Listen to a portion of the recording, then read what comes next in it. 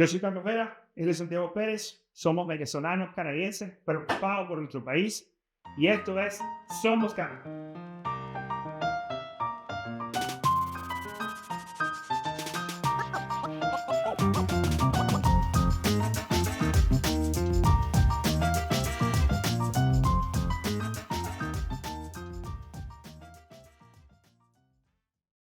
Bienvenidos al segundo episodio de Somos Canadá.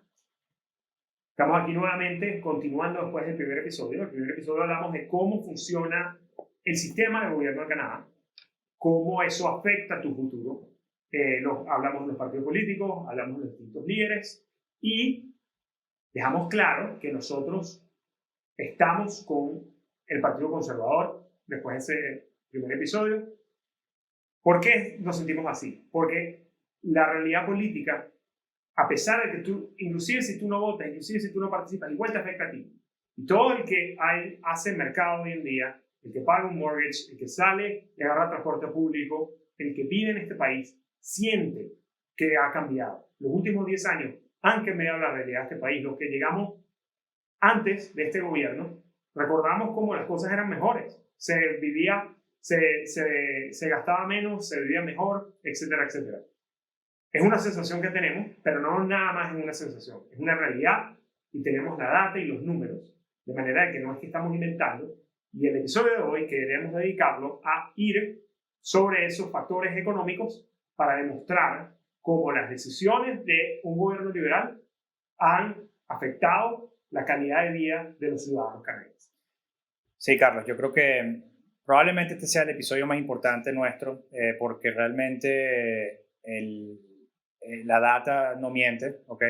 Nosotros obviamente tratamos de enfocarnos en cosas factuales para evitar la controversia y el debate, pero como van a ver, los resultados de esta década de la administración de Trudeau son absolutamente lamentables desde el punto de vista económico.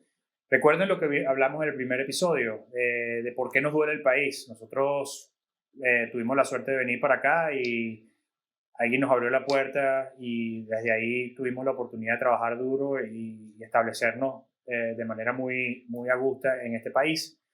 Y el secreto es tener una economía fuerte y una clase media robusta.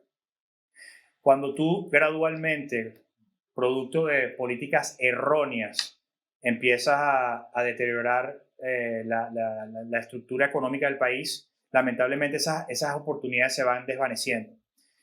Normalmente suele afectar a la gente joven y por eso le hago un llamado a todos los oyentes que son millennials, Generation Z, que presten bastante atención porque esto es una oportunidad de oro en estas elecciones del 28 de abril de cambiar el rumbo de este país y ponernos de nuevo en la dirección que nos podría volver el país más rico del mundo. Porque eso hay que enfatizarlo y eso es yo creo que una de las grandes frustraciones que tenemos, Carlos, que es que nosotros, este país, solo tiene 40 millones de habitantes. Territorialmente es el segundo país más grande del mundo. Tiene todos los recursos naturales habidos y por haber. Tiene las mejores universidades del mundo. Tiene una de las clases medias más robustas del mundo desarrollado. Tenemos la parte cultural más sana de probablemente el hemisferio occidental. Y no hay excusa para que esté pasando lo que está pasando. Entonces, el llamado a todos los oyentes de que realmente presten atención a lo que vamos a presentar, porque esto que ha ido pasando en los últimos 10 años, esto es lo que destruye los países. Y sí, es gradual y a veces no nos damos cuenta. A veces hay que echar para atrás la cinta y ver qué fue lo que cambió, qué es lo que vamos a hacer hoy. Pero es irrefutable. Y creo que vamos a empezar de nuevo a explicar cosa por cosa para que ustedes vayan entendiendo y haremos nuestro esfuerzo de traducir esta parte un poco técnica a lo que realmente es el día a día de nosotros. A ver, Santiago, entonces, vamos a arrancar con el Real GDP Per Capita Growth. El famoso Producto Interno Bruto. Producto Interno Bruto per cápita, o el crecimiento del Producto Interno Bruto per cápita. ¿Qué significa eso? ¿Qué es? El Producto Interno Bruto es la manera como se mide el tamaño total de la economía. Los ahorros, los activos, las inversiones de una economía se suman y eso tiene un número. Pero inclusive yéndose un nivel más para atrás para entenderlo bien, es la suma de la riqueza de todos los ciudadanos de un país. ¿Ok? Entonces, tú puedes medirlo además en términos de tu hogar. Tú tienes unos activos, tú tienes pues, casa, carro, etcétera, tus inversiones, tus ahorros en el banco. La suma de todas esas cosas es tu Producto Interno. La suma de todos los hogares es la suma de la economía de todo el país. Entonces, si esa economía local o ese tamaño de la economía decrece, significa que nos estamos volviendo todos más pobres. Si ese tamaño de la economía crece, significa que nos estamos volviendo más ricos. Tenemos más dinero, más productos, más activos, más cosas. ¿Ok? ¿Y por qué eso es importante? No solamente porque es parte de la riqueza como tal de un país, sino que además es lo que permite que tú, al tener impuestos, extraigas esa riqueza para pagar por los servicios públicos y el sustento social de tu país. Canadá, en los últimos 10 años, desde el 2015, tiene el peor crecimiento económico de todos los países de Europa, de América y de Asia. El peor. Y aquí es importante, Carlos, de que clarifiquemos que puede venir la excusa, no, que hubo COVID, que no sé qué. Esto es comparando apples to apples, manzanas a manzana, claro, el crecimiento de un país versus el nuestro. Claro, o sea, que entonces aquí, esos países pasaron por COVID también. Esos países, ahí hay países también petroleros, ahí hay países también que tienen recursos naturales, y de todos los países fuimos el peor. Todos. Y repito el episodio anterior, el primer ministro tiene un poder enorme para influir en eso. Y fuimos el peor. Entonces, ¿de quién es la culpa? ¿De quién es notable por eso? Cae en el primer ministro y en esta continuación de los liberales. Entonces, si veamos al gráfico, que lo tenemos en la pantalla ahora, podemos comparar, por ejemplo, países como Irlanda o Polonia, que crecieron en 40%. Nosotros crecimos 1%. Eso es lo que uno espera crecer en un año, no en 10. Y sería un nivel bajo, además. Y sería un nivel bajo para ser un año. Un buen año estamos hablando de un 3, 4%, es un buen año. Exacto. Pero 1% en 10 años, te está relativamente hablando contra otros países, te estás volviendo más pobre. Todos esos países consiguieron mucha más riqueza, sus ciudadanos se volvieron más ricos y nosotros no. ¿Y por qué no nosotros? Y ahí hay mucha tela que cortar, Carlos. Claro. Hay mucha tela que cortar. Yo creo que en unos minutos hablaremos de nuevo esa conexión ideológica del Partido Liberal, cómo a través de esa ideología crearon regulaciones que básicamente espantan inversionistas, que desaceleran la ejecución de proyectos que agregan riqueza, que agregan Producto Interno Bruto, y básicamente tenemos a la economía es como que tú trataras de correr un maratón con un pie atado. Entonces, eso es uno de los factores. Hablaremos un poco de la productividad, de cómo nos comparamos nosotros con el resto del mundo desde el punto de vista productivo. ¿Cuántas horas laborables de un canadiense se necesitan para producir algo en comparación con otros países? Hay una cantidad de factores que contribuyen a eso, pero como dices tú, esto es responsabilidad absoluta del gobierno federal de un país. No hay para dónde coger ahí. No, nada más eso. Pensemos en la consecuencia de eso. Eso significa, volviendo a la analogía, que si tú tienes tu familia y tu hogar y tú pasaste 10 años trabajando, invirtiendo, y después de 10 años estás en el mismo lugar, perdiste 10 años, es una década perdida. Y entonces, ¿cuál es la consecuencia de eso para el país como tal? Que claramente al no aumentar la riqueza, las oportunidades de empleo son menores, la base fiscal no creció. Entonces, los hospitales que teníamos hace 10 años, en teoría no hemos debido haber construido más, porque no hubo más riqueza en este país.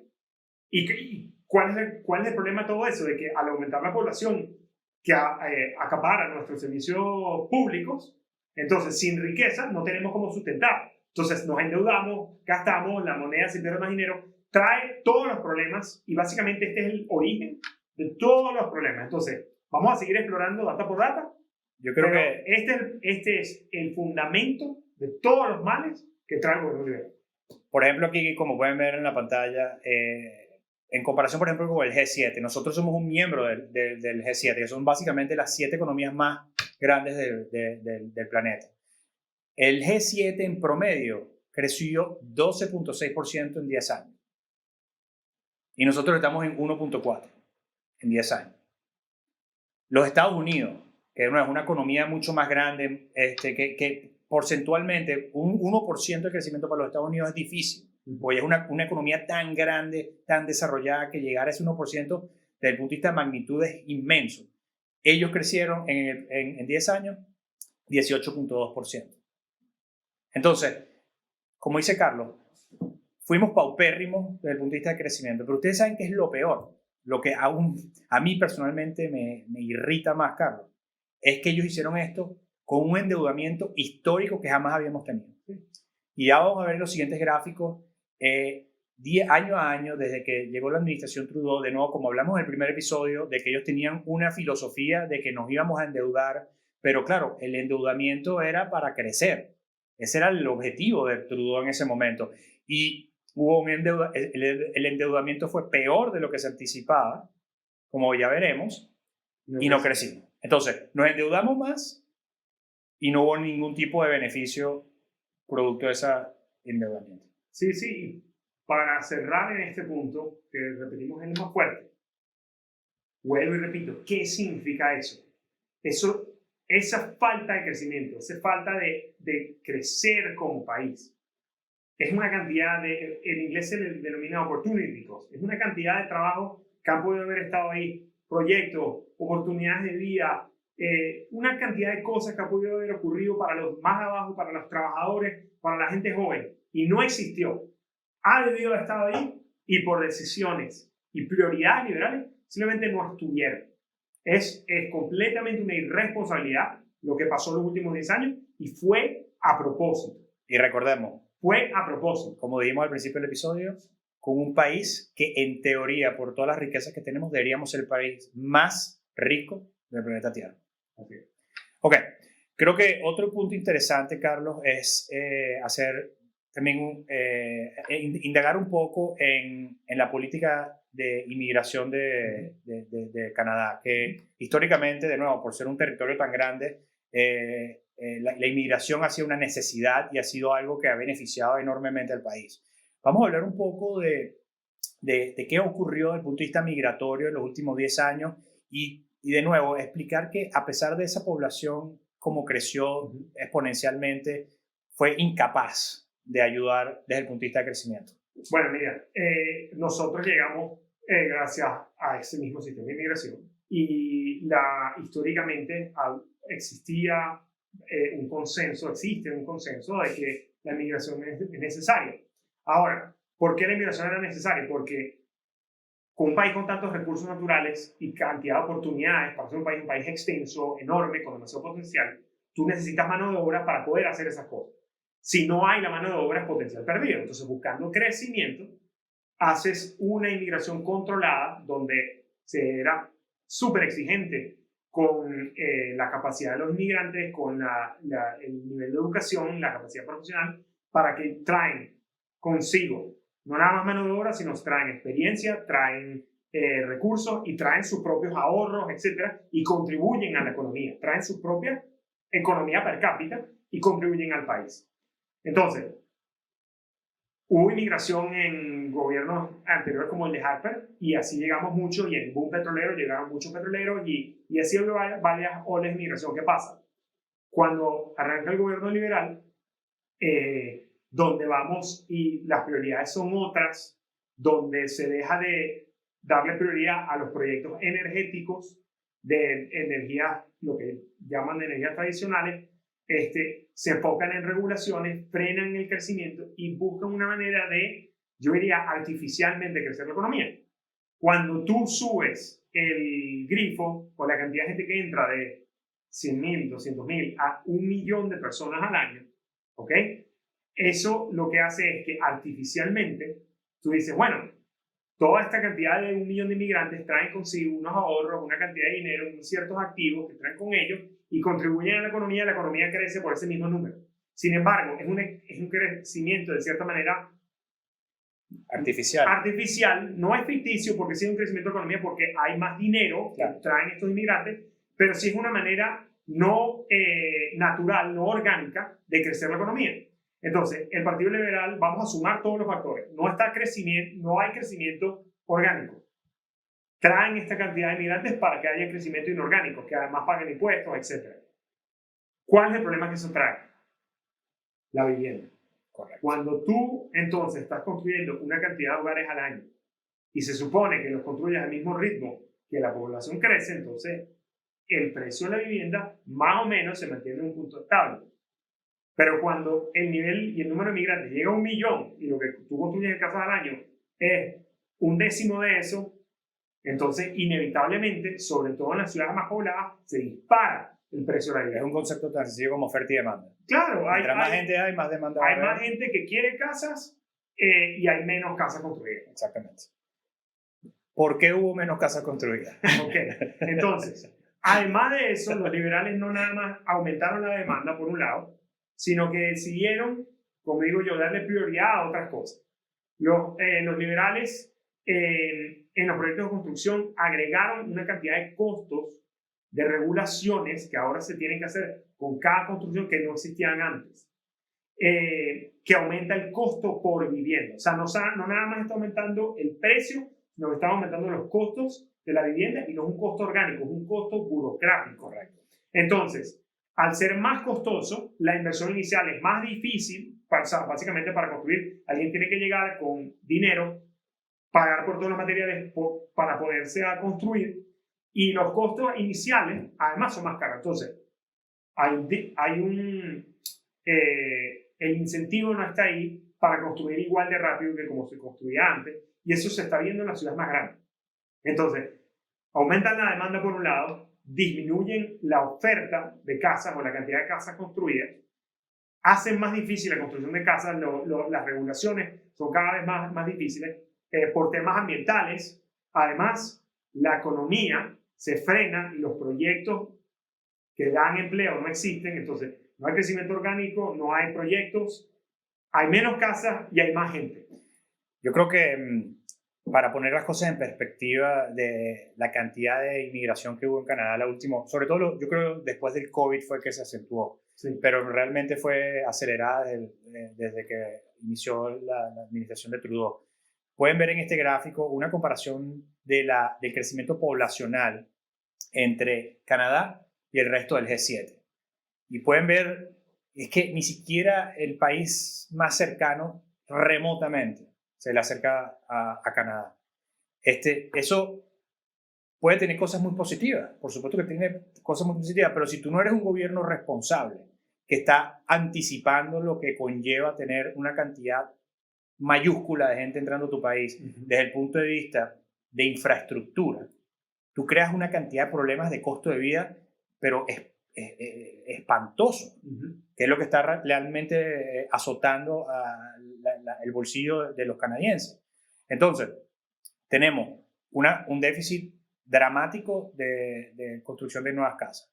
Tenemos, creo que, ¿cuántos millones adicionales creo que entraron a Canadá en los últimos años? Yo creo que fueron 3, 4 millones No recuerdo el número total, pero sé que el último año, sin los controles de regulación que tenían los liberales, llegaban al 1 millón de habitantes al año. Y en un país de 40 millones, significa que estás metiendo un porcentaje enorme de población nueva. Además de que, repito, era consenso en Canadá absoluto de que la inmigración era necesaria. Y el Partido Liberal está arriesgando que se le llama en inglés social fabric de Canadá, se rompa porque existe un descontento o porque aparezca xenofobia donde no había, porque al hacerlo tan descontroladamente, tan irresponsablemente, de que simplemente meten más población sin ningún tipo de planificación, que llegan a buscar trabajo. Entonces hay competencia, no hay crecimiento, entonces hay la misma cantidad de empleo o menos. Y hay más gente compitiendo por esos empleos, entonces hay una competencia por el costo de esos empleos, sobre todo de entry-level jobs, de trabajos bajos por decirte, en supermercados, cafeterías, etcétera, o en construcción, y llegan estos inmigrantes que están buscando su primer empleo y están dispuestos a trabajar por un precio menor. Entonces, al que vive aquí localmente, genera una especie de, o potencialmente podría generar una especie de rabia, porque siente que le están quitando su futuro por algo que ellos han hecho correctamente todo lo que debían hacer toda la vida. Entonces, los liberales en su irresponsabilidad y su ineficiencia, a pesar de darse golpes de pecho, que son los más buenos y que piensan en los demás, realmente están acabando con los establecimientos, con lo que está establecido socialmente con respecto a la inmigración. Si aquí aparece la xenofobia fuerte, que hay un riesgo que eso ocurra en los próximos años, no hay más donde voltear que el Partido Liberal. Sí, lamentablemente, y eso es un tema que la gente no habla lo suficiente. Y como dices tú, Carlos, Canadá estaba tan acostumbrada a la inmigración que nosotros veíamos cualquier inmigrante como si esa persona vivido aquí toda su vida. Era algo extremadamente normal. Es más, uno camina por cualquier calle y uno escucha todo tipo de idiomas. Yo creo que eso hace que el país sea espectacular. Entonces, por culpa de esta mala administración, los platos rotos lo paga el inmigrante. Cuando no tiene la más mínima culpa, ese inmigrante se mudó por acá para buscar mejores oportunidades de vida, trae con ellos una cultura espectacular, trae una ética de trabajo que ayuda al país a ser más productivo. Tiene una cantidad de pros, pero la gente común, como dices tú, tiene esa percepción de que le están quitando su trabajo, de que por su culpa están ganando menos, de que por su culpa se está poniendo cara al costo de la vida y pagan los platos rotos de él. Y lo que la gente no está entendiendo es que el responsable es el gobierno. El responsable es el que dejó que esta situación creciera de esta manera. Y lamentablemente, Carlos, esto es un problema tan severo que esto no se arregla de un día a otro. La siguiente administración que venga, sea liberal, conservadora o la que sea, va a tener que tener mucho tiempo para medio aliviar este problema. Y es por eso que dijimos en el primer episodio, damage control.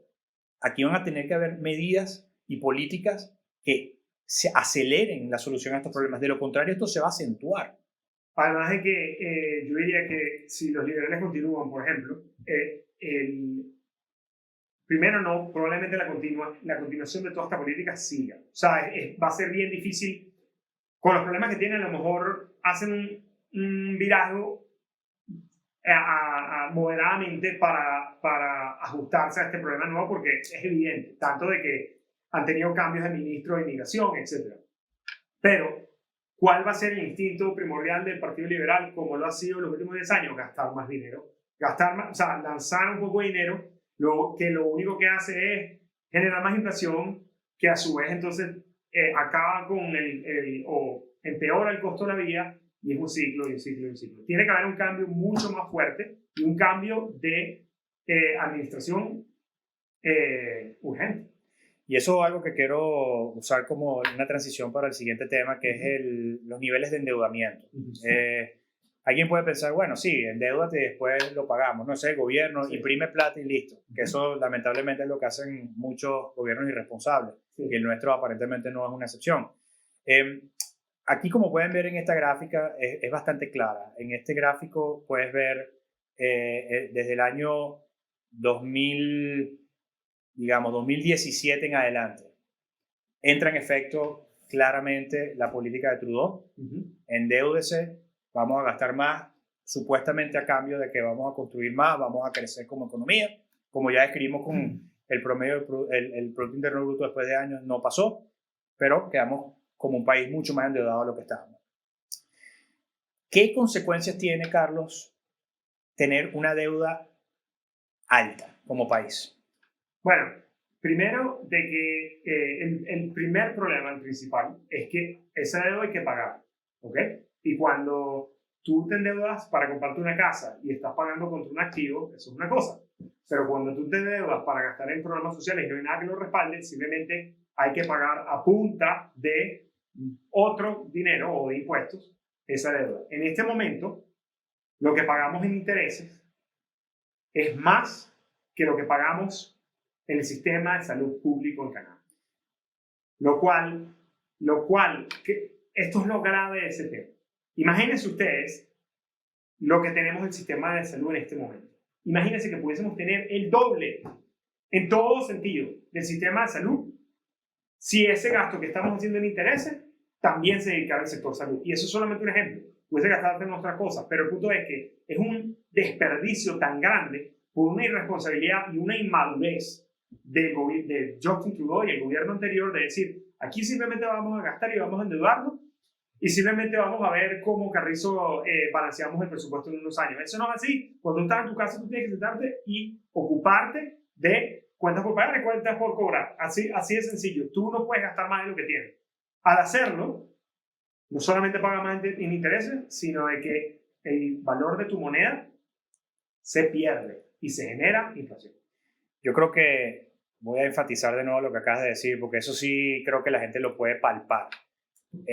A los oyentes que nos escuchan quizás fuera de Canadá y no saben mucho de esto, Canadá tiene un sistema de salud universal. Aquí todo el sistema médico y de salud es público. Y realmente uno que lo vive, yo lo he utilizado en muchas ocasiones cuando mi esposa dio a luz, etcétera, etcétera, es espectacular. Que tú puedas como ciudadano quitarte esa preocupación de que si te pasa algo grave te arruinas. Es algo muy, muy importante en un país. Y el canadiense ha sido muy orgulloso de su sistema de salud y es algo que no importa la administración, lo defiende a capa y espada, porque es algo que no nos podemos dar el lujo de echar para atrás. Vuelvo a lo que tú dijiste. Por culpa de una indisciplina y una irresponsabilidad fiscal, de querer endeudarse a diestra y siniestra, sin tener ningún tipo de control, ha causado que en pagos de intereses, no es que estás pagando deuda, de interés de la deuda, es decir, si tú tienes una tarjeta de crédito y dejaste de pagarla por 3 meses, vas a empezar a acumular una cantidad de interés adicional a lo que tú compraste. Ese gasto adicional es lo que estamos hablando. Nada más en eso es equivalente este año, que son 50 y pico de billones de dólares canadienses, a lo que gastamos en salud pública en este país. Y es equivalente también a otros aspectos, a la parte de educación, a la parte militar. Entonces, si a mí me preguntan, porque a veces uno entra en el detalle y yo creo que los conservadores reciben muchas críticas de no, es que el lenguaje, la quejadera de los líderes, que es lo único que hacen, that's not very Canadian. Lo dicen mucho. Yo les voy a decir una cosa que realmente no es very Canadian, es esto. Haber puesto en jaque a la economía canadiense con una irresponsabilidad fiscal de esta magnitud es lo menos Canadian que puede haber hecho un gobernante de un país. Porque ahorita pone en riesgo los aspectos principales de nuestra sociedad. Y, como dices, Carlos, no es nada más un tema de que vamos a tener que gastar las cosas en lo que no es. Es que, producto de esto, el gobierno va a imprimir más dinero para poder pagar toda su deuda y, por ende, hay inflación y adivinen qué también hay. Se devalúa el dólar canadiense con respecto a las otras economías. Es otro problema muy grave que tenemos en este país, la devaluación del dólar canadiense, Carlos. Y creo que podemos quizás hablar un poquito de eso. A ver, Carlos, siguiente punto importante, macroeconómico, y no podemos dejar de hablar de esto, es la devaluación del dólar canadiense en los últimos años con respecto al dólar americano, que obviamente la moneda más representativa desde el punto de vista de economía internacional. Entonces, yo quiero que tú le expliques al oyente qué impacto tiene de que el dólar canadiense se devalúe con respecto a las otras monedas. Bueno, el impacto para el ciudadano común es evidente, sobre todo cuando tiene que comprar productos afuera o cuando viaja. Sobre todo si sale del país y tiene que cambiar dólares americanos por canadienses o pasa la tarjeta cuando está en Estados Unidos, evidentemente todo es 30 40% más caro. La moneda se cayó por varias razones, entre ellas el endeudamiento, la inflación, la pérdida del poder adquisitivo de la moneda. El ciudadano acá también tiene que entender que cuando tú consumes o compras en el supermercado aguacate, que son importados, evidentemente todo eso va a estar más caro si están importándose de afuera. Entonces, el precio de la moneda es importante porque afecta también tu poder adquisitivo. Y fíjate que la moneda además ha fluctuado bastante en el pasado en Canadá. Hubo un momento en el gobierno de Harper donde hubo paridad, donde estuvo 1 a 1. Hoy estamos más cercanos a 69 centavos americanos por cada dólar canadiense. Es decir, que el dólar americano es más fuerte, vale más. Necesitas más dólares americanos para pagar más dólares canadienses para pagar $1 americano. La razón por la que no ha llegado ni cerca de los niveles que estuvo cuando estuvo con Stephen Harper es que parte de dónde viene esa evaluación también. Los inversionistas. Cuando tú necesitas invertir en un país, tú tienes que comprar la moneda local y tú necesitas más de esa moneda, más demanda, sube el precio. Por otro lado, cuando nosotros producimos más energía, más petróleo, más gas, más LNG, otros gobiernos, otros países tienen que pagar por esos productos, entonces hay una demanda por la moneda local. Nuestra moneda está, sobre todo en el pasado, está bastante atada con nuestro aumento en la producción de energía. Y claramente desde que Trudeau llegó, por todas las políticas de este gobierno, eso no ha pasado. Entonces, desde que Trudeau está en el poder, por lo que veo, no hemos estado ni cerca de apenas por encima de los 80 centavos. En este momento están 69 centavos. No estamos ni cerca de tener paridad. Y claramente eso es poder perdido del ciudadano común que paga más por todo lo que viene afuera. Sí, yo creo que de nuevo, traumas que uno trae de Sudamérica, el tema de evaluación de la moneda es algo que a nosotros nos afecta demasiado. Yo he seguido de cerca el foreign exchange de la moneda y se ha acentuado, diría yo, desde los últimos meses para acá. Ha sido dramático el declive del valor de la moneda canadiense. Yo creo que, como dices tú, Carlos, la habilidad de la economía de agregar Producto Interno Bruto, de que todos esos taxpayer dollars, ¿verdad? Que es el dinero que pagas tú de impuestos, que pago yo, que paga todo el mundo aquí, se utilice en proyectos productivos. Y voy a enfatizar productivos, quiere decir que hagas un proyecto que produzca algo, o sea, que abras una mina nueva y produzcas un metal nuevo, o que refines ese metal. Es lo que realmente podría eventualmente volver a fortalecer el dólar canadiense. Ok, Santiago, cuéntanos, vamos a seguir hablando de economía, pero en particular, muchas veces se entiende abstractamente que un gobierno afecta el crecimiento, o la pregunta que se puede hacer a la gente es ¿por qué una compañía decide no hacer un proyecto? Entonces, estamos viendo y sabemos que Canadá es un país altamente rico en múltiples frentes. Los recursos están ahí. ¿Por qué compañías paran o deciden no hacer un proyecto? ¿Y cuáles han sido decisiones directas e indirectas del gobierno liberal que paran estos proyectos y frenan el crecimiento del país? Bueno, es un tema de alta importancia y el público tiene que estar muy, muy alerta de esto, porque esto es, yo diría, uno de los contribuyentes más grandes que han deteriorado la economía del país. Y volvemos al tema ideológico del Partido Liberal.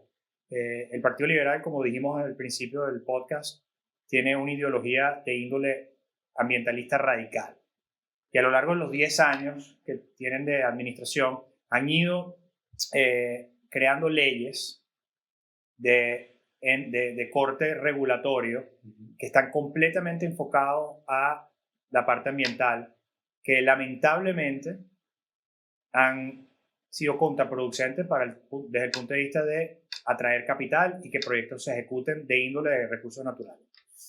Yo quiero primero, para que la gente entienda que esto no es un tema, digamos, exclusivo de Alberta y que esto no afecta a Ontario, a Quebec o al Atlántico, yo quiero hacerles entender a ustedes la importancia del sector de energía y del sector de recursos naturales para el país.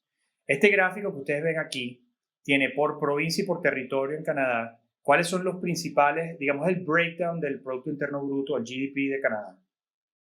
Y está dividido por provincia. Entonces, los principales, digamos, segmentos de la industria que producen la mayor cantidad de Producto Interno Bruto por provincia. Cuando ustedes ven esto, yo creo que esto está de anteojito. No hay mucho que debatir aquí. Aquí prácticamente todas las provincias tienen de primero o minería o energía.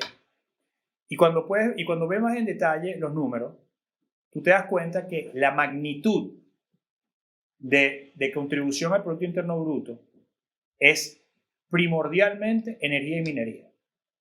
Cuando tú ves el número de Producto Interno Bruto que se produce en Alberta, por ejemplo, que es donde está la mayoría del petróleo en Canadá, se estima que es 78.4 billones de dólares canadienses al año. El que más se le medio acerca del resto de todo a nivel nacional es lo que se llama ITC, que básicamente Information y Technology. El sector, digamos, financiero, el sector tecnología, etcétera, etcétera. Ese sector ni siquiera se le acerca a la energía de Alberta. 65.3 billones. Lo que quiero decir con esto es que ignorar y, digamos, sobreregular el sector de energía y de recursos naturales es básicamente dispararte en el pie. O sea, eso no tiene sentido. Y yo creo que lo que hay que enfatizar es que nosotros aquí no estamos, y el Partido Conservador jamás lo ha dicho, aquí lo que no estamos diciendo que, bueno, mira, sí, vamos a quitar todas las regulaciones y a construir, abrir minas y sacar petróleo como locos sin ningún tipo de control ambiental. Eso no es el objetivo. Dijimos claramente, el cambio climático es real y hay que ser muy responsable éticamente con el ambiente. Pero tú tienes que poner regulaciones que permitan y atraigan, o sea, que sea incentivo para el que quiera arriesgar su capital de hacer un proyecto. Entonces, primero, como les expliqué, este es el breakdown del Producto Interno Bruto, enfatizar el tamaño de magnitud del sector de recursos naturales, específicamente energía. ¿Sí? Voy a agregar que hablamos antes de crecimiento. Si un país para de crecer, lo hablamos antes, es un problema porque eventualmente empieza a decrecer y es fundamental para la base fiscal, para la base económica. Todo el mundo tiene que seguir creciendo para que la prosperidad se esparza. Totalmente. Ahora, una compañía, por ejemplo, petrolera o una compañía de energía puede tener una producción base y puede decidir no crecer más. Y ahí es donde se para el crecimiento. ¿Qué decisiones o qué factores han hecho los liberales en los últimos 10 años que hace que se paren proyectos, que hace que se pare ese crecimiento? Bueno, yo tengo aquí en esta lista que pueden ver en la pantalla, yo hice un resumen de las principales leyes que se instauraron durante la administración de Justin Trudeau. Y la complejidad de hacer un megaproyecto es una combinación de tener que cumplir prácticamente todas estas leyes de ámbito regulatorio ambiental en el país. Lo que les puedo decir, y con mucha propiedad, cuando ustedes ven la complejidad y los requisitos que cada una de estas leyes pide, en este caso a la empresa privada, como cumplimiento, como permisología, para tú poder abrir un hueco y empezar a poner gente a trabajar en el campo, esto vuelve básicamente ilegal por de facto hacer un megaproyecto en este país. Y ahorita les explicaré en más detalle algunas de las más importantes, pero hay algunas de estas reglas, por ejemplo, el Bill C-69, que es yo creo que es de todas una de las peores, puede tomar hasta 16 años la permisología para tú poder construir un proyecto de tubería, por ejemplo. A ver, ¿qué significa eso? Que, por ejemplo, una compañía hace un estudio y dice, hay un potencial para extraer recursos, venderlos, hacerlo además de manera ética, con mano de obra segura, no como en otros países donde no se consideran los favores. Las compañías canadienses son las más éticas del mundo. Y desde ese momento hasta que ese proyecto podría arrancar, se podría tomar hasta 16 años. ¿Correcto? Eso significa, por ejemplo, que una buena idea ahorita en el 2025 no veamos ni siquiera el empezar ese proyecto hasta dentro del 2040. Correcto. Entonces, por lo que les estoy diciendo es que por de facto, y cuando quiero decir de facto es que, ok, no es ilegal desde el punto de vista de la ley, claro, pero lo hace ilegal de manera indirecta, hace ilegal estos proyectos, porque ninguna empresa privada, Carlos, va a iniciar ningún tipo de proyecto sabiendo que tiene que esperar estos plazos y cumplir estos requerimientos. Y recuerden una cosa, gente, señores y señoras, el mundo hoy en día es un mundo global. El capitalista, el que tiene el capital para invertir dinero, tiene totalmente el derecho de escoger dónde pone su plata. Lo puede poner en Canadá, lo puede poner en los Estados Unidos, lo puede poner en Europa, donde quiera. Por ese tipo de globalización, un inversionista serio jamás va a haber ningún tipo de sentido, no va a tener nunca ningún tipo de sentido pasar por esta locura de procesos regulatorios e invertir su capital, que bastante tuvo que trabajar para ponerlo, para crearlo, en el país. Entonces, perfectamente lo que va a hacer es que se va a un país que es más business friendly, como por ejemplo los Estados Unidos, que tiene un sistema regulatorio muy diferente al nuestro, que le presenta una cantidad de ventajas a los inversionistas que no tienen ni siquiera punto de comparación. Vamos a conectar ahora el por qué. ¿Por qué? O sea, ¿por qué hacen esto los liberales? Bueno, si quieres, déjame... Si quieres, empieza tú y yo te voy a dar mi opinión. La parte política, ¿no? Los liberales, y es la continuación, Mark Carney es la continuación de Justin Trudeau. ¿Por qué? Porque Mark Carney en su libro sigue proponiendo estas mismas leyes, todas pasaron por Mark Carney. Entonces, aquí no hay una desconexión, aquí no hay un empezar, es lo mismo. ¿Por qué ellos pasan todas estas leyes? Por un tema de prioridades. Ellos, y aquí en esta parte voy a especular un poco, pero en otra parte voy a dar la explicación política. Cuando tú eres Justin Trudeau y naciste en una cuna de oro y realmente no has tenido que pelar para poder llegar a donde estás, ¿ok? O cuando tú pasaste y eres Mark Carney y has estado en instituciones súper elitescas y realmente no has tenido que ver cómo se bate el cobre en la parte más abajo de las operaciones de una compañía, tú realmente, tu prioridad deja de ser el crecer, e inclusive Mark Carney lo dice en su libro, crecer ya no es una prioridad.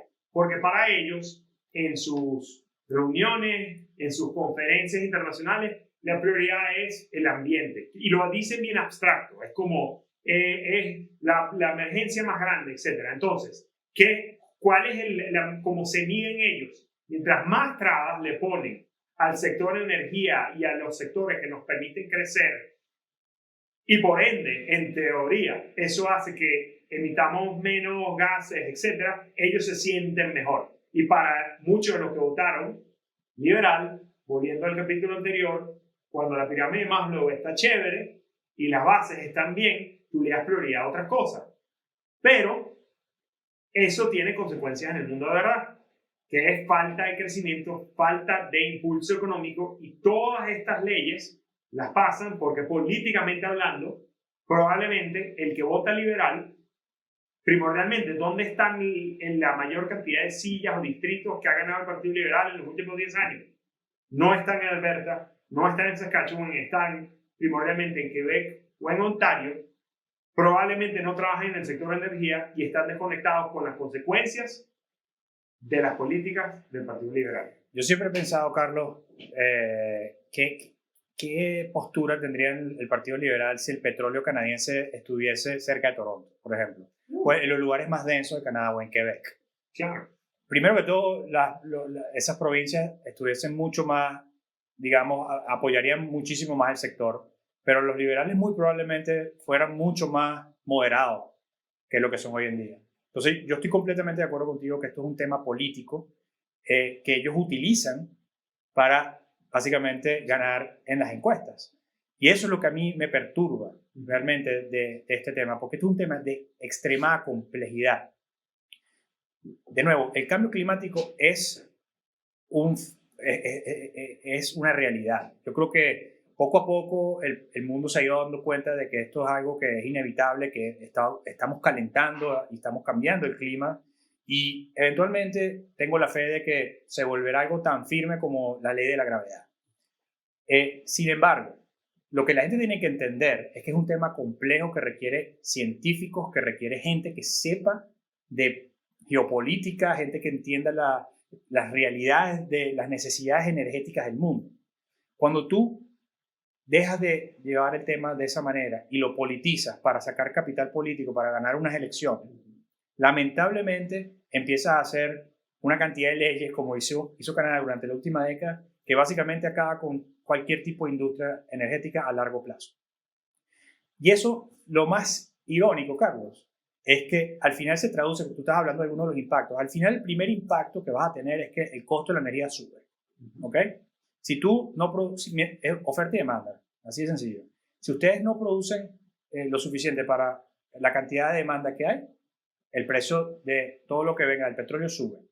Gasolina, diésel, plásticos, ustedes se sorprenderían todos los productos que uno utiliza hoy en día, en el mundo hoy en día, que provienen de los hidrocarburos. Y eso tiene obviamente consecuencias en el bolsillo de la gente, número uno. Número dos, que para mí la mayor ironía, el mundo hoy en día es tan complejo y hay países que lamentablemente no están tan desarrollados como el nuestro, que tienen necesidades completamente distintas. Nosotros hablamos de que, bueno, la primera prioridad del humano es la pirámide, es salir de lo más abajo, de la pobreza extrema. Tú tratas de hacer todo tu esfuerzo en tu vida es para tratar de tener una vida decente. Entonces, esos países van a ser los primeros que están buscando energía barata. Entonces, si Europa, si Canadá, si el mundo occidental, con su arrogancia y de nuevo politizando el tema de la transición energética, forzan un cambio energético sin controles científicos, que es lo que ha ido ocurriendo en los últimos 20 años, básicamente lo que va a causar es eso, es que el costo de la energía suba, creando más empobrecimiento. ¿Qué es lo que va a hacer los países como China y la India, que son los países que más consumen energía en el mundo? Van a precisamente volver a las energías más contaminantes, que es el carbón. Y por eso que lo digo, es una paradoja y es una ironía, y es consecuencia de politizar el tema del ambientalismo en el mundo. Como pueden ver en este gráfico, esto es un gráfico que básicamente habla sobre el consumo de energía por carbón.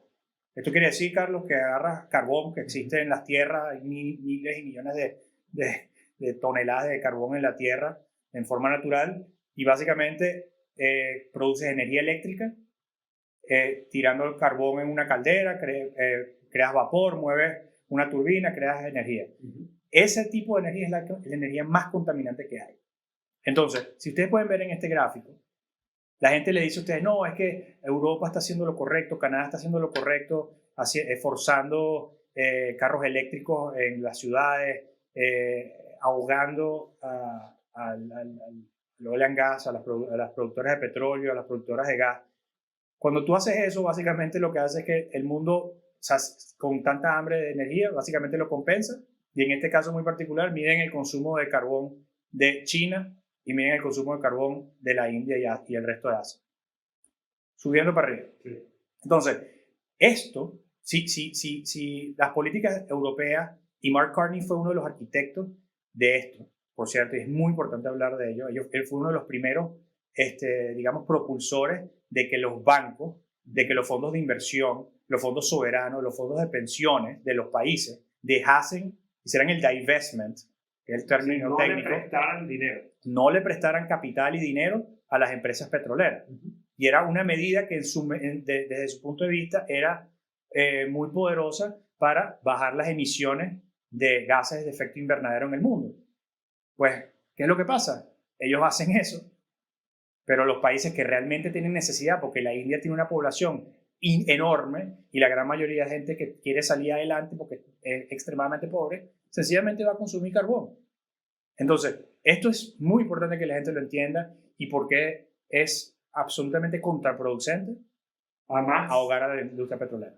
Además que entra en un tema filosófico, que es bastante fácil para el banquero que está en Europa, viviendo bien cómodo, donde para él el porcentaje que él tiene que gastar en energía para su electricidad en su casa con respecto a su nivel de ingreso, que es millonario, es bastante bajo, y no le duele pagar un poquito más al mes por ese consumo de energía, no le duele que se pierdan unos trabajos en Alberta. ¿Por qué? Porque en su burbuja y en su casa de cristal eso no le afecta.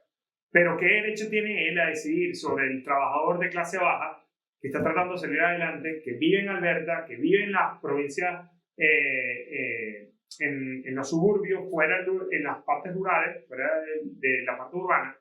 ¿Qué derecho tiene el que vive en esa casa de cristal a decidir sobre el futuro de los demás y decidir unilateralmente que este país no va a crecer? Exactamente. Entonces, uno puede entender, y nosotros estamos en una posición donde por lo menos se puede analizar el frío y tranquilo, pero ¿cómo se puede sentir el trabajador en Alberta cuando tenía trabajo y de repente lo votaron por completo y se paró?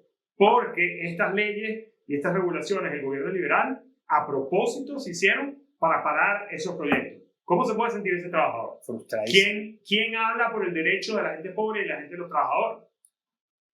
Exactamente. Entonces, y ahí entramos en un tema de mucha complejidad, que es lo que hablábamos de la potencial crisis de unión que se puede crear en este país si vuelve a haber otra administración de la misma índole que no quiera cambiar nada, que en nuestra opinión, Carlos, en base a los hechos y a lo que ha demostrado Mark Carney, es más de lo mismo. Entonces, esa frustración que dices tú se va a acentuar. Claro. Porque la gente dice, bueno, pero nosotros no podemos, como te decía, es como que me obligas a mí a correr un maratón con un pie atado. Claro. Es estúpido.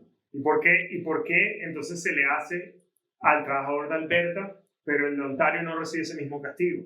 O, peor todavía, ¿por qué el trabajador canadiense y el que trabaja, como dices tú, en un país que está en desarrollo, no se le pone esas limitantes, a pesar de que pueden haber dos personas con la misma cantidad de ingresos viviendo en países diferentes, pero por las decisiones de la élite en uno, no se le castiga igual que en el gobierno de otro país? Exactamente. Y yo creo que es una buena transición para enseñarles este gráfico, que también, de nuevo, enfatiza el nivel de ridiculez y idiotez de estos gobernantes. Las emisiones de gas, de efecto de gas, las emisiones de CO2, que son básicamente gases que producen el efecto invernadero, que son los que están calentando la atmósfera, que son lo que, digamos, esa es dentro de todo lo que significa el cambio climático, yo creo que es el más urgente, ¿ok? Porque este es el que está causando que se caliente la atmósfera y por ende los climas empiezan a cambiar, suben los niveles del agua del mar, etc. Cuando ustedes ven lo que produce Canadá anualmente en cuanto a estos gases con respecto al resto del mundo, nosotros no somos nada. Somos el 2% de las emisiones globales. ¿Ok? El 2%. Es decir, Carlos, si nosotros tuviésemos un switch aquí y apagamos, desaparecemos a Canadá un día para otro, ¡pum! Se acabó todo. Todo se para, dejamos de existir, lo que sea. No cambiamos absolutamente nada. ¿Ok? Sí. Entonces, estamos lamentablemente con unos gobernantes que están utilizando de manera política, por fines políticos, toda la planificación regulatoria ambiental para perjudicar al sector energético de Canadá, a cambio de que así lo apagues toda, no logres absolutamente nada a nivel global en cuanto a las emisiones.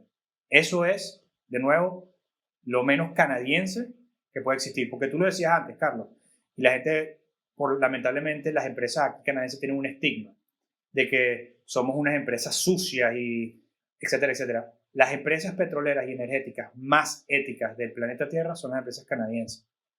Aquí se cumple al pelo de la letra las reglas ambientales. Aquí a los empleados, desde el soldado raso hasta el más alto, se les dan sueldos dignos, que han creado una prosperidad espectacular, una clase media robusta que está ayudando a innovar. No solo eso, Carlos, aquí todas las empresas petroleras de Canadá invierten fortunas en nuevas tecnologías, tratando de colaborar a la transición energética. Y si tú, lamentablemente, le cortas el flujo de caja a esas empresas, no van a poder seguir invirtiendo en esa transición. Entonces, es absolutamente urgente que la siguiente administración de este país le meta la lupa a estas leyes que se crearon durante la administración Trudeau y algunas las elimine por completo, que en mi opinión algunas deberían ser completamente lanzadas a la basura, o en algunos otros casos que se revisen y lleguen al sweet spot del control ambiental, pero que a la misma vez permita que un inversionista quiera invertir su dinero y haga un proyecto productivo. Sí, y para cerrar esta parte, yo lo que diría es que hay una alternativa. Existe otro partido que no está mandando, que es el Partido Conservador, que estuvo en el poder, que tuvo que lidiar con el cambio climático también, que implementó leyes durante su mandato, que no es que era un salse que pueda, un salvajismo. Habían leyes, habían estándares, pero hubo crecimiento. Entonces, sí se puede y sí existe. Es un tema de prioridades, que cuando estamos mandados por gente que no siente la disminución de nuestra capacidad y el decrecimiento de nuestra economía, cuando están demasiado separados de la realidad, lamentablemente pagamos todo. Entonces, que estas leyes hayan sido pasadas y que no se haya considerado los efectos de los más pobres y los trabajadores es una irresponsabilidad. Y el Partido Conservador está primordialmente ahí para defender y para cambiar el rumbo económico y energético de Canadá. Ese es su fuerte, No me cabe es su duda. área principal. No me cabe duda. Y de nuevo, recuerden lo que les dije, gente. Sí, el sector productivo del país más grande desde el punto de vista del Producto Interno Bruto es el sector energía. Lo quieras ver de esa manera, o sea, te guste o no te guste, esa es la realidad. Si acabas con ella, lamentablemente no tendremos un futuro en este país porque se empobrecerá, la clase media se irá encogiendo y al final no tendremos las oportunidades. Carlos, yo creo que es importante hablar, ya que estamos hablando de este tema, de uno de los grandes riesgos en el futuro inmediato que tenemos, que es el tema de las políticas de Donald Trump en los Estados Unidos. Y quiero hablar de esto porque yo creo que este mismo tema sobre regulaciones en proyectos los megaproyectos energéticos es la consecuencia, fue la causa, digamos, perdón, de por qué estamos en la situación tan vulnerable hoy en día. Antes de entrar de eso, Carlos, quiero quizás hacer un resumen a la gente de la postura de Donald Trump de sus primeros 100 días, cuál ha sido su política y explicar por qué eso es un gran riesgo para Canadá y después, si quieres, podemos iniciar la conversación. Trump tiene claramente una política arancelaria. Básicamente los famosos tariffs, que todo el mundo ha escuchado desde que Donald Trump asumió el poder. Nosotros todos creemos que él utiliza esa táctica de los tariffs, primero para negociar condiciones comerciales con los demás países que sean más favorables para los Estados Unidos. En algunos casos puede que tenga razón, hay quizás desbalances comerciales, en algunos casos no. Entonces, primer punto de la política de Trump, política arancelaria, básicamente asignarle un arancel o un tariff a cualquier producto que se produzca en cualquier parte del mundo e ingrese a los Estados Unidos. Ese es el número uno. Y el número dos, que es el que realmente ha sorprendido a mucha gente, es su agenda expansionista. Al principio, mucha gente se lo tomó como chiste cuando Trump mandaba tweets de que Canadá debería volverse el 51st state de los Estados Unidos, que Groenlandia tenía que ser parte de los Estados Unidos. También habló algo de retomar el canal de Panamá, etc. Eso empezó como un chistecito, pero han pasado las semanas y cada vez se vuelve más evidente de que las verdaderas intenciones de Trump es tener un camino, una maniobra que pasa por estrangular económicamente a Canadá para que eventualmente Canadá no tenga opción de ser anexado a los Estados Unidos. Entonces, yo quiero, Carlos, que hablemos un poco de cómo esas dos, digamos, agendas que tiene Trump dentro de sus próximos 4 años afectan a Canadá y cómo 10 años de administración Trudeau nos puso en una posición altamente frágil y vulnerable. Ok, paso por paso, porque es un tema complicado. Primero, yo diría que la nueva administración Trump, para empezar, asomó esto muy sorpresivamente. No lo hizo durante la campaña, lo hizo después de haber ganado las elecciones. Empezó en un tweet que iba a ponerle aranceles a México y Canadá. Y realmente el argumento legal, porque en los Estados Unidos para poder poner aranceles necesitas un argumento legal, algún tipo de emergencia, el argumento legal era de la frontera, de que se estaba pasando fentanil y drogas y tráfico y personas, etcétera, lo cual porcentualmente la relación entre Canadá y México realmente no es desproporcionada. O sea, sí, todos los problemas son realmente en la frontera con México, no con Canadá. Ese es el argumento legal. Ahora, ¿qué hace con ese argumento legal? Amenaza y pone aranceles a productos canadienses que se importan a los Estados Unidos. Es decir, que el que importa productos canadienses tiene que pagar por encima, basado en el precio o en el costo de importación, tiene que pagar un porcentaje adicional. Él hace eso. Es bastante, yo diría, difícil de cuadrar dentro de un análisis económico de derecha, por así decirlo, porque es un control de la economía. Él lo que dice que quiere lograr es que todo se produzca dentro de los Estados Unidos, porque de esa manera él está buscando que haya trabajo o empleo en Estados Unidos. Ahora, yo no le pongo tanta validez a eso porque todo mi entrenamiento económico dice que eso no funciona.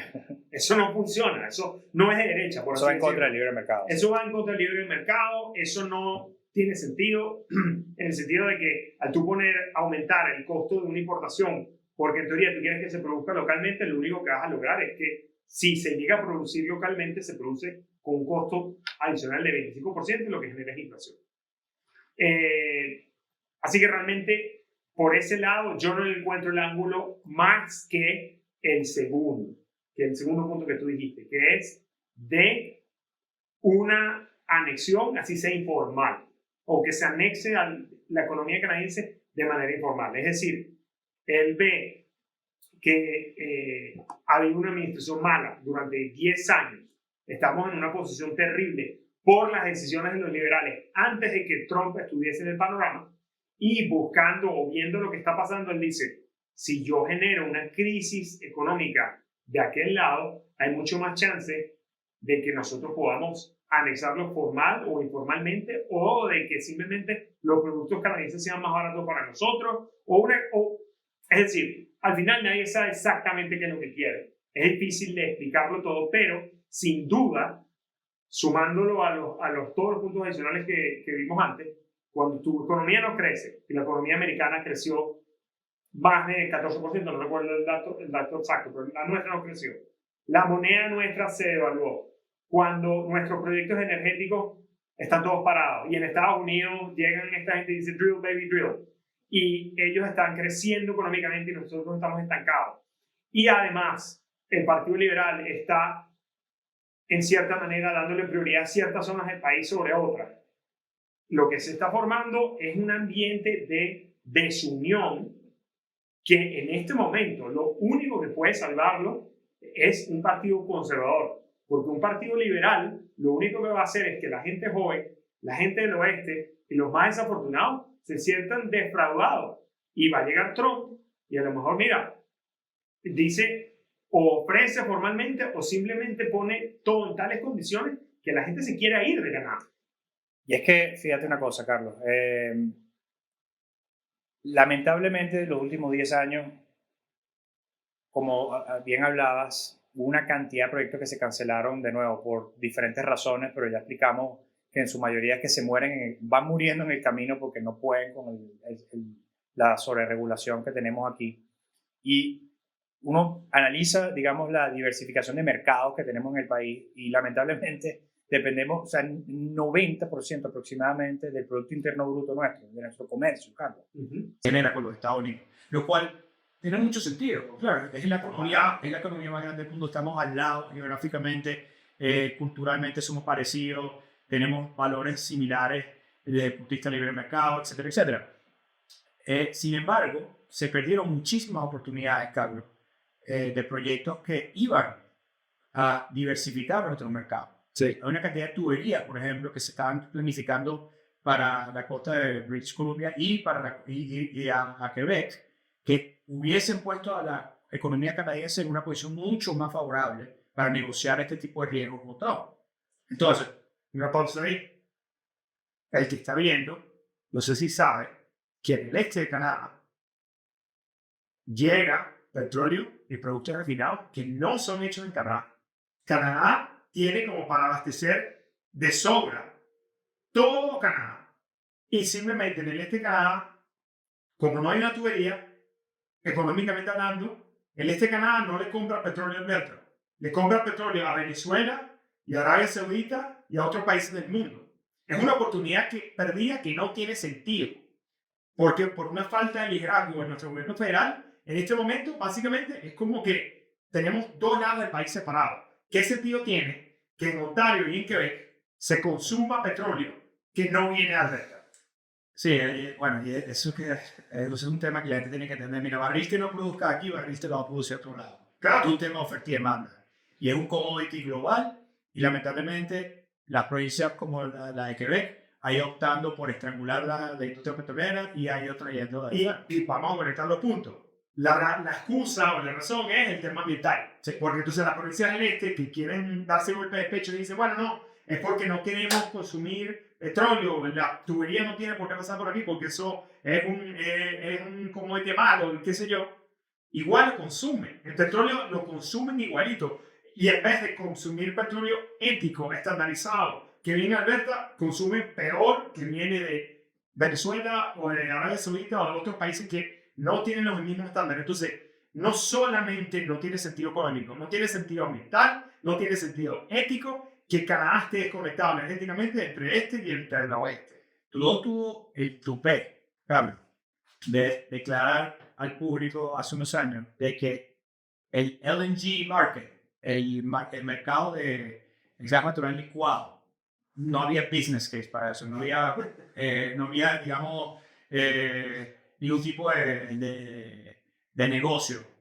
Y por esa razón no estaba interesado en aprobar proyectos de esa índole.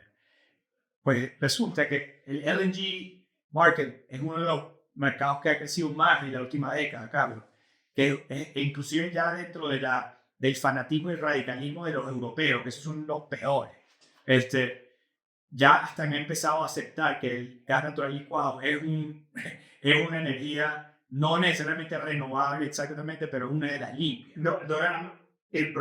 Los proyectos que más reducen los gases de efecto invernadero o las emisiones son los proyectos de LNG. Sí, por eso más que un proyecto de molinos de viento, más que un proyecto de hydro, más que cualquier otro proyecto no llega al nivel de reducción de emisiones como un proyecto de LNG. En esta imagen que pueden ver aquí hay un resumen de todos los proyectos de alta escala que fueron cancelados durante la administración Trudeau. Y pueden ver perfectamente en British Columbia todos estos proyectos que eran inmensos, eran proyectos de 10 billones, 25 billones, 20 billones, 11 billones. O sea, esto es estrambótico la escala. Todos estos proyectos, señores y señoras, fueron cancelados. No se hicieron.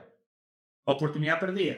Entonces, ahorita, ¿quiénes son los principales productores de gas natural? Qatar, Estados Unidos, Australia.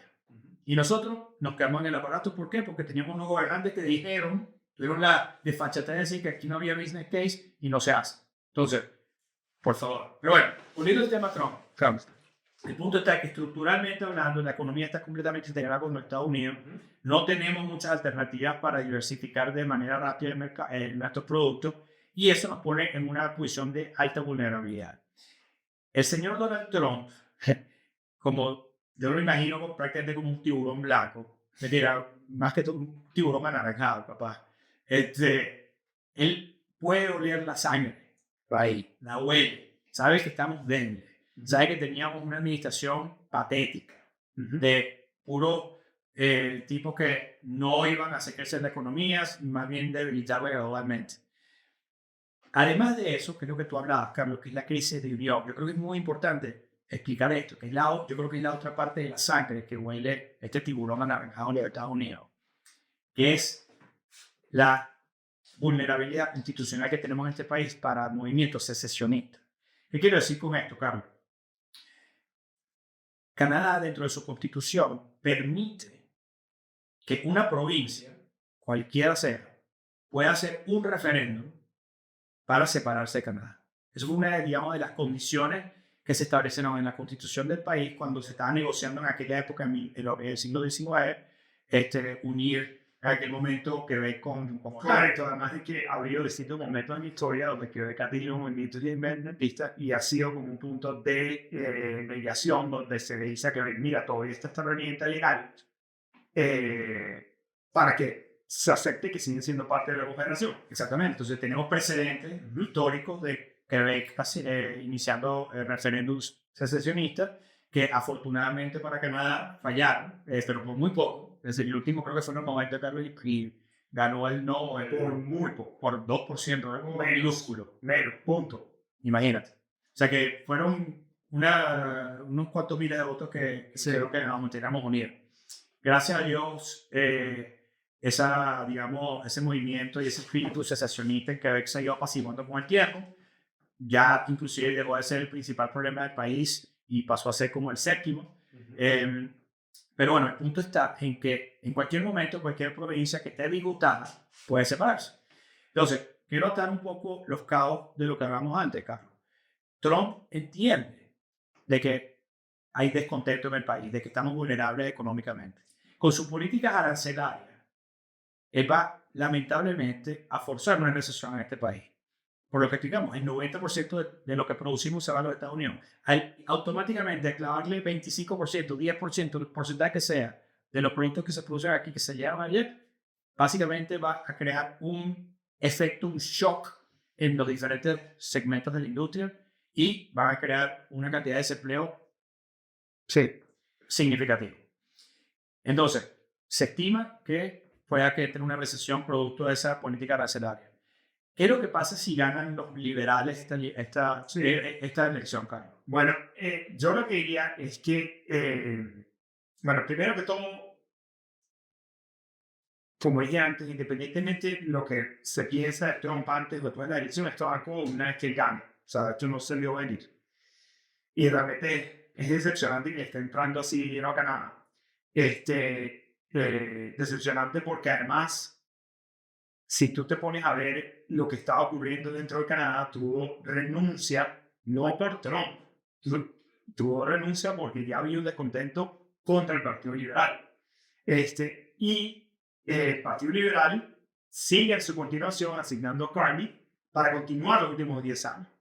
Tanto de que en las conversaciones de Trump con Trudeau y con Mark Carney, cada vez que él pone un tweet, él habla de las elecciones en Canadá. Él está al tanto de cuándo son las elecciones aquí. Y él, si hay algo que tiene Trump, es que él es frontal y él dice las cosas que piensa. Él no tiene filtro.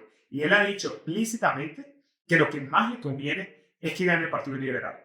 Ahora, ¿por qué le conviene el Partido Liberal? Por lo que estamos hablando antes. Si tú sumas la falta de crecimiento, básicamente el aumento de la pobreza, las diferencias de tratamiento en política entre provincias del este, provincias del oeste y distintos sectores de la economía.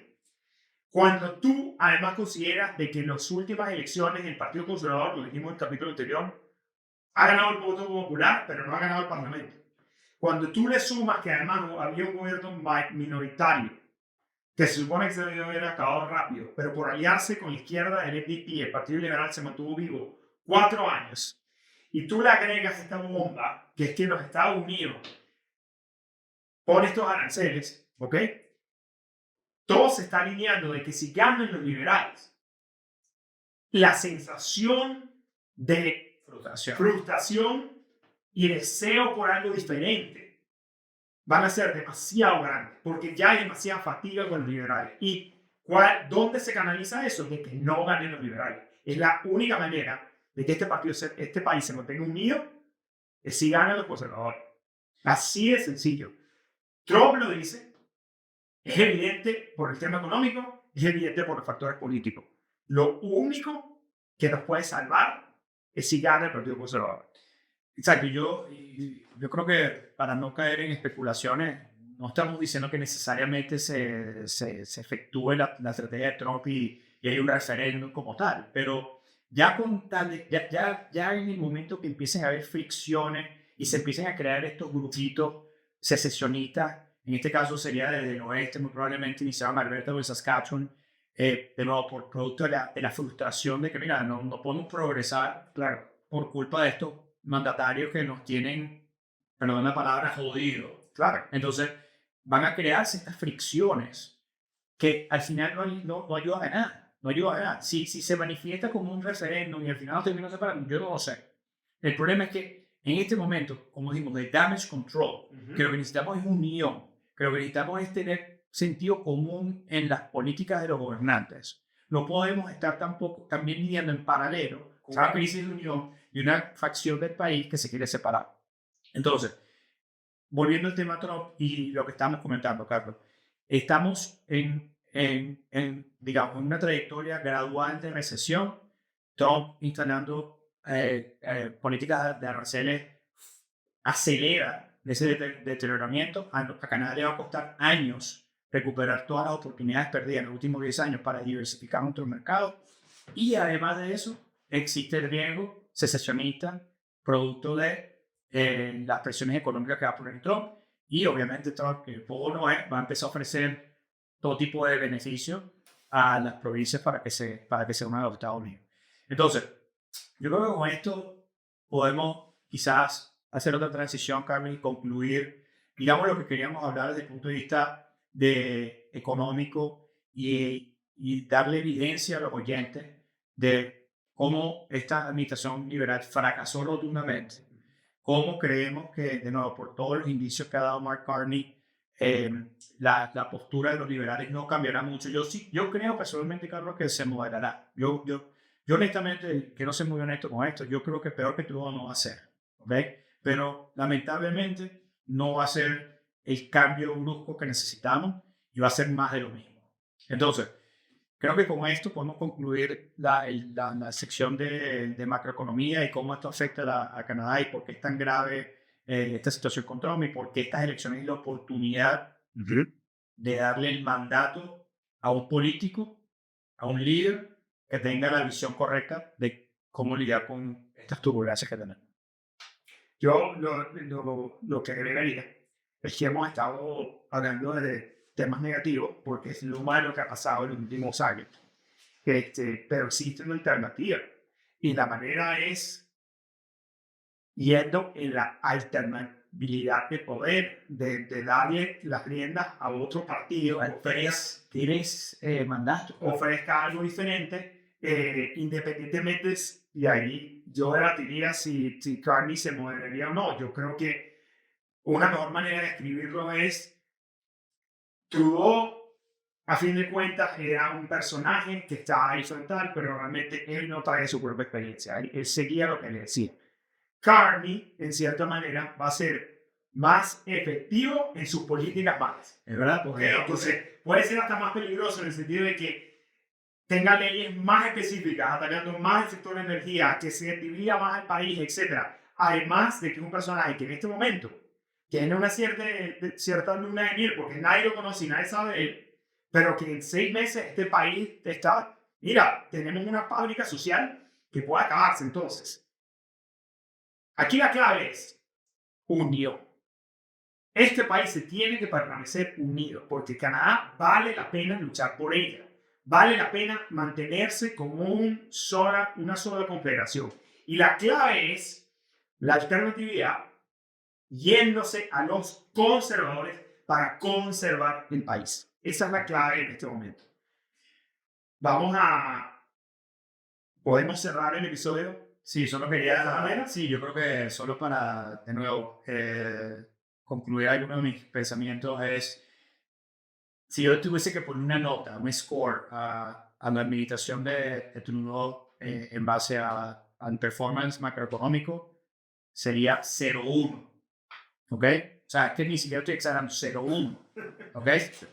Dependiendo del sistema académico de cada uno de los que estoy yendo, eso equivaldría a F aquí en Canadá o 0-0 en otros países, pero es absolutamente deprimente y hay que recordar que la gran mayoría de los ministros que formaron parte del gabinete de Trudeau son que están lanzándose.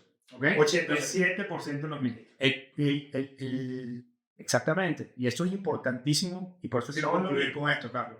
Es verdad, Carney, hay todavía, obviamente, él tiene oportunidad de moldear su visión al final. Sin embargo, en la gran mayoría de los parlamentarios del Partido Liberal que fueron partes y responsables de esto se están volviendo a lanzar. Sí. Y en cualquier empresa, en cualquier equipo deportivo, si tú tienes a un equipo que te hace este tipo de daño, cualquier persona con sentido común los desplaza y pone gente nueva. Entonces, piensen en eso antes de tomar su decisión. al que se haya ido el líder no quiere decir que el resto de la gente ya no es responsable, ¿ok? Y piensen bastante en esto y hagan su propio reflection, porque es la realidad. El gabinete de Carney, 87% de los ministros son los mismos. Perdón que insista en esto. Sí. El más radical de todos, Carlos, de todo el gabinete de Trudeau es el señor Guilbeault era el ministro de Ambiente de Trudeau, que fue el arquitecto de muchas de estas regulaciones que comentamos hoy. Ese señor es un radical que le ha hecho un daño a este país que no tiene nombre. Entonces tú, pero tratando de atar cabos y ver qué tipo de camino puede llevar Carney. ¿Qué es lo que hubiese hecho Carney si realmente estuviese en contra de lo que se hizo en el pasado? Hubiese desplazado a Guilbeault y lo pone en el backbench allá en el Parlamento. ¿Qué fue lo que hizo? Le dio un cargo de Quebec. Sigue estando involucrado. Entonces, explícame, hay una evidencia clara. No, son los mismos personajes. Varios, da risa además, porque varios dijeron en diciembre que no se iban a lanzar, y ahora que está Carney, todos volvieron, y la excusa era, no, voy a estar con mi familia, y Thomas se fue, ya, ahora sí se van a lanzar porque siente que tiene chance. Exacto. Entonces, hoy hablamos de los componentes económicos, el desastre de administración que ha habido. Yo, además, para ponerle un tono político, diría que han sido políticas radicales en las que hemos vivido los últimos 10 años. Y tenemos que volver a una ruta más moderada. Esa es la manera. El Partido Conservador es la alternativa para mantener la unión del país. Hoy nos enfocamos en la parte económica, en el performance terrible del Partido Liberal de los últimos 10 años y por qué no podemos darle otro mandato. El episodio que viene vamos a hablar un poco más del componente social. Existe una alternativa buena que es el Partido Conservador. ¿Qué puedes hacer tú? ¿Qué estás viendo al respecto? ¿Cómo puedes ayudar? ¿Cómo puedes colaborar? Existen maneras de canalizar esta angustia a algo bueno. Existe un movimiento espectacular, liderado no por la composición tradicional del Partido Conservador, sino más bien por gente joven, gente que está trabajadora, que está empezando su vida, porque tradicionalmente los sectores demográficos que se sienten más cómodos son probablemente los que no les importa si hay una continuación del status quo. En este momento, el voto joven y el voto trabajador es el que tiene con potencial de formar gobierno el Partido Conservador. El episodio que viene te vamos a decir qué hacer. Vamos a hablar un poquito del componente social o cómo se diferencian ambos partidos. Y vamos a hablar bastante, Carlos, de las propuestas. Sí, de qué está proponiendo el Partido Conservador diferente, qué está proponiendo que no es radical, es absolutamente lo contrario, es buscando prosperidad, calidad de vida, seguridad. Y ahí es donde vamos a ver el episodio que viene. Buenísimo. Entonces, acuérdate de suscribirte, dale like, comparte, danos tu feedback, nos interesa escucharlos. Esto es Somos Canadá. Yo soy Carlos de Santiago. Y eso fue. Gracias.